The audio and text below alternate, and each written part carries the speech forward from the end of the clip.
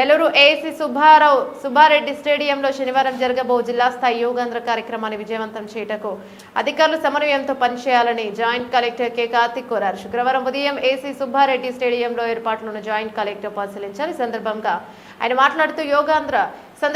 ఆయన మాట్లాడుతూ యోగాంధ్ర కార్యక్రమానికి ఎవరికి కేటాయించిన విధులను వారు సక్రమంగా బాధ్యతతో నిర్వహించాలన్నారు. యోగా ఉత్సాహికులు అందరూ ఉదయం 6 గంటలకు స్టేడియంకు చేరే విధంగా చర్యలు తీసుకోవాలన్నారు.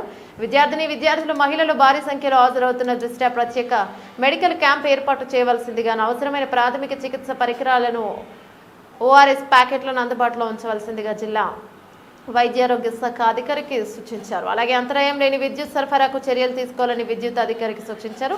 విద్యార్థులు కార్యక్రమం అనంతరం క్షేమంగా తిరిగి వెళ్లేలా అన్ని ముందస్తు జాగ్రత్తలు తీసుకోవాల్సిందిగా మున్సిపల్ కమిషనర్ డిఈఓలను ఆదేశించారు. కార్యక్రమంలో municipal commissioner Nandan, RDO Anusha, DSDO యతిరాస్, DMHO Sujatha, AP MIP PD Srinivasulu, విద్యుత్ SE Vijayan, DEO Balajirao, RIO Varaprasad తదితరులు పాల్గొన్నారు.